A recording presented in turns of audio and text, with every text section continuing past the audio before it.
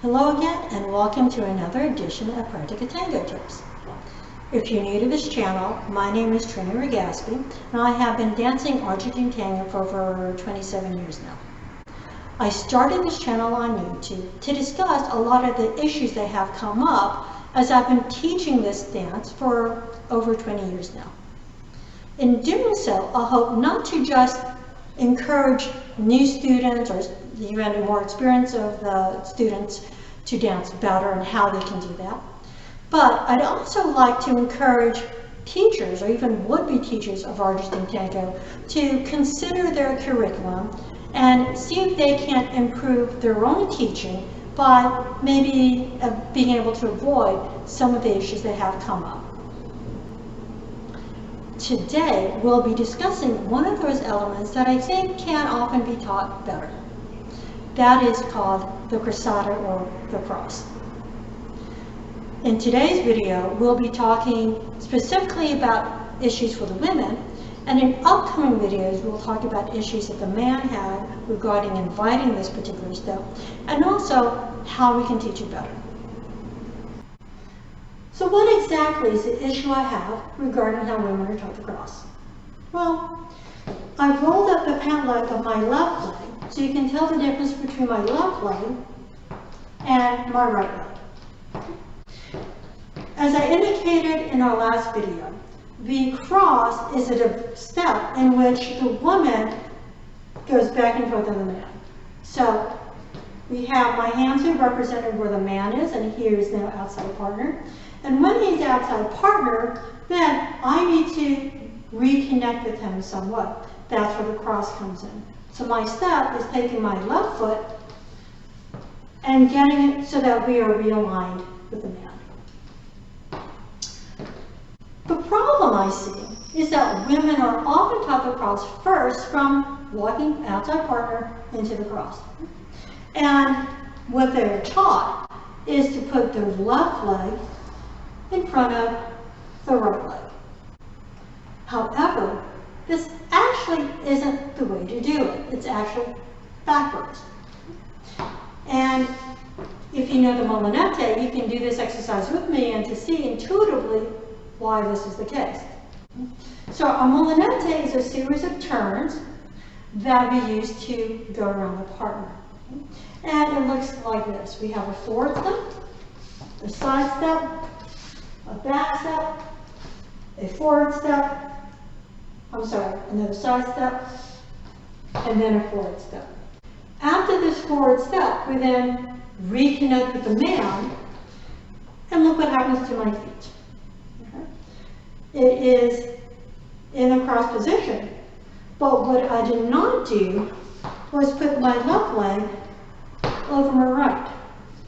Instead, my left leg is up front, and as I pivoted, watch my right leg come up from behind my left leg. And that is what the cross is. So why does this make a difference? Well, it makes a difference because if you're not aligned correctly, if the women focus so much on this right leg and where this is placed, then it's really easy to disconnect from your partner. Instead of focusing on the standing leg here, the woman always needs to focus on where the man is. So when the man is here, she needs to place this foot, the left foot, in front of where the man is. And the right leg then comes to meet the left leg. So instead of going, use my right leg, left leg, over the right leg, you're placing your left leg and bringing your right leg behind your left leg. This is a more accurate way of realigning with your partner. Now, let's talk about some of the issues that have come up with the cross. Let's start with the first controversy of the cross, which is when the man is outside partner, does the woman automatically cross, or does she wait to be invited into the cross? Well, if you were dancing in Buenos Aires 20, 30 years ago, the answer would be you automatically went into the cross. regardless of whether it was led or not. If you did not go under the cross, then he assumed that you just did not know how to do it. Nowadays, especially in other countries where we have a lot of teachers and everyone's teaching how to do the cross, and in America and among in the United States or most countries, you can expect to be led to the cross. However, I'd still recommend thinking of the cross as being a default.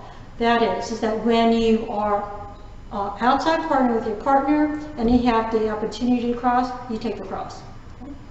You wouldn't cross if, for example, he goes back in line so that you're no longer outside partner, or if he just doesn't give you the space to do it.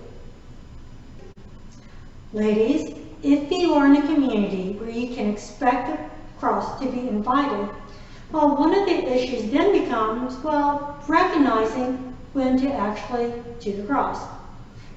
Like I said earlier, if you think of the cross as being a default, then that kind of helps you with being prepared to do the cross when the opportunity arises.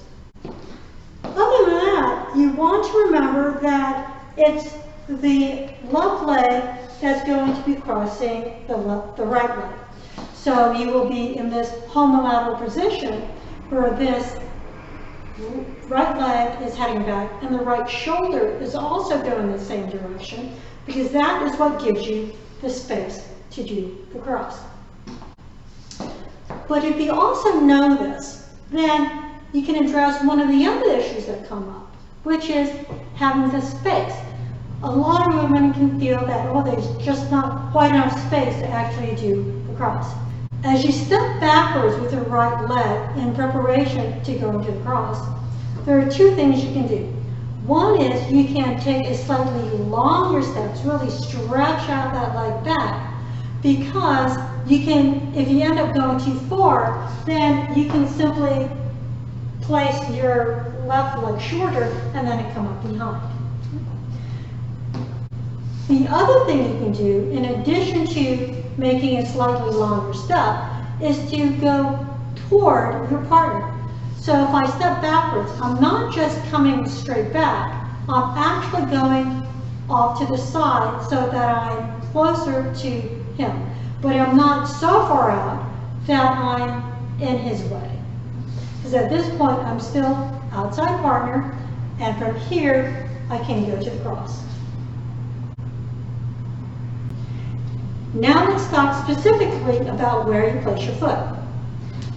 What we want is to align our left leg with his right leg, and then bring our right leg up from behind.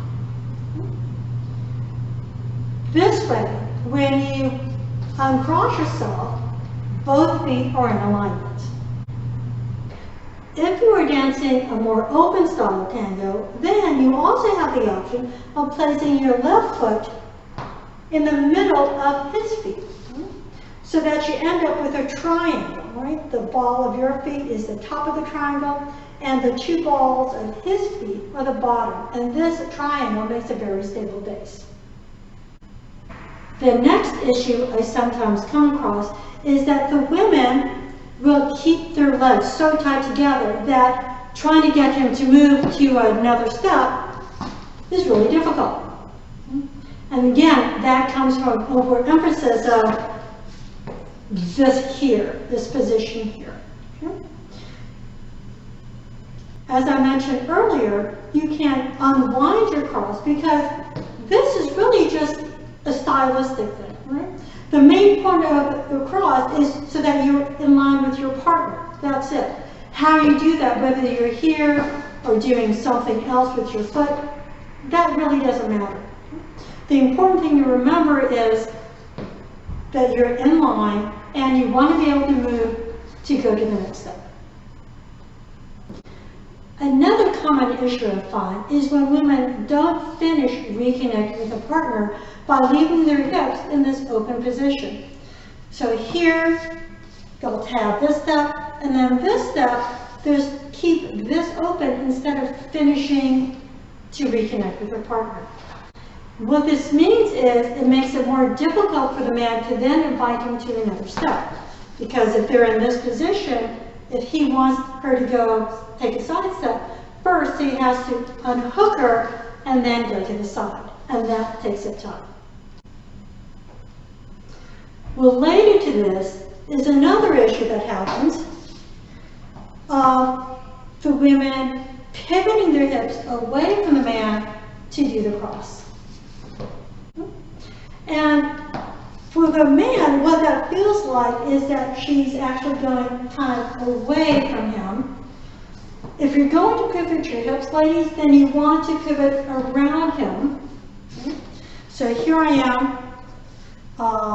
I'm taking my homolateral step, and I want to take a cross, but instead of turning my hips away from him, I'm actually turning around him to finish my pivot. And we'll go into the cross rather, because this is how we stay connected. If I turn my hips away, then it feels to him like we're disconnected, and that's not very tangly. So ladies, please remember that after you go into the cross, the whole point is to realign with your partner, not just your foot, but your hips and everything else, so that you're ready to go for the next step, wherever he asks you to go.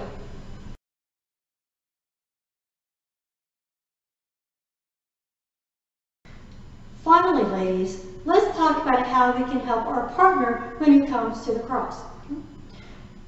It helps to understand the context of when the man usually invites the woman to do a cross. It's usually for just several reasons. The big one is trying to find a place of neutrality. Because everyone knows what everyone else's foot is on when we're at the cross. He knows that your right feet is going to be free to go. Okay? And when he knows that, and when he knows this point of neutrality and gets to it, then it's easier for him to start another movement or begin another phrase or something. The second reason that may take us to the cross is to hit on a particular phrasing, or like specifically the end of the phrase. We haven't talked about musicality yet. The music, you can think of as sentences. There's a capital letter and there's a period. And quite often, to hit that period at the end of that phrase, which is 8, usually the count of 8, taking her to the cross is a nice way of really putting that period on that musical phrase, so that you can begin the next musical phrase with some other big movement that you want to do. Finally, one of the reasons he may want to take you to the cross is simply because he wants to get back in the line of dance. So, for the man's perspective, he's always trying to move down the line of dance. So the rule is generally you keep going forward, and you can't go forward anymore. You do return or some other figure, and then you go forward again. Okay. So ladies, if you recognize that, then you'll know that, okay, if you're over here, then he knows what he's going to try to get you to do is come back in the line of dance if you're going back this way. What the guy will never really want you to do is cross here when this is a line of dance. This, he almost never asks you to do. Usually he will ask you to cross in the line of dance or against the line of dance. Okay? So knowing that is a useful tool, so that if you're dancing along here, and he's having some trouble, maybe there's, because who knows what happens in the lawn, there's all these people everywhere, space changes all the time.